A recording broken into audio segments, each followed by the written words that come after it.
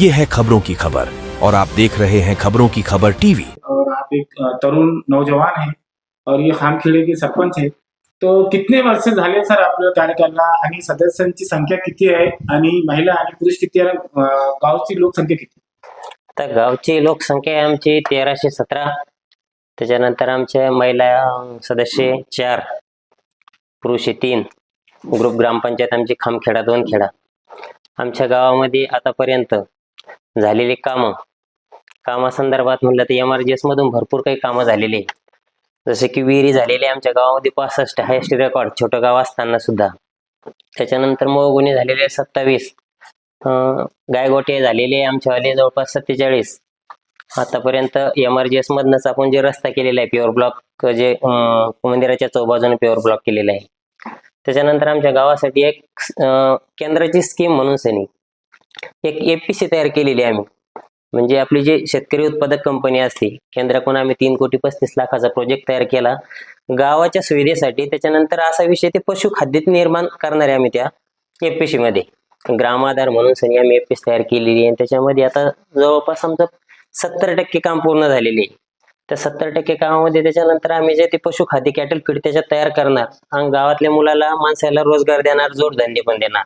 Sir आपल्या गावात शाळा किती आहे आणि आपले ग्रामपंचायत जनतेने सांगितले की नवीन ग्रामपंचायतचं लोकार्पण होणार आहे, कधी होणार आहे, कोणाच्या हस्ते होणार? सर आम्हाला ती मंजूर केलेली बागडे नानाच्या कृपेतून आम्हाला ती भेटलेली आहे आणि आम्ही बागडे नानाच्या हस्तेच तिला लोकार्पण सोहळा आम्ही जंगीत मोठ्या जल्लोषात करणार आहे.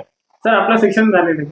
हो, माझं 12वी पर्यंत शिक्षण झालेलं आहे. जनतेचे तुम्ही जे काम केले जनते संतुष्ट आहे का तुमचे काम?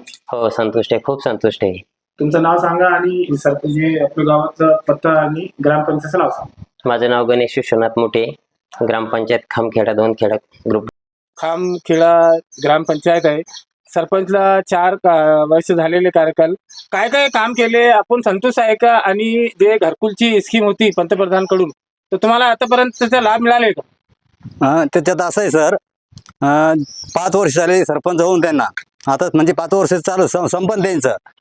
तरी 5 वर्षामध्ये आपलं रोजगार हमी योजनेची विहीर ही पण दिली मला त्यांनी. आणि जवळजवळ 10 ते 12 वर्षापासून मला घरकुलाची अपेक्षा होती. तेव्हापासून मला हे घरकुल भेटलं नाही. तर 2024-25 या सालामध्ये मला 90 दिवसाचं टार्गेट होतं का या काळाच्या आत घर बांधण्यात यावं म्हणून तुमचं.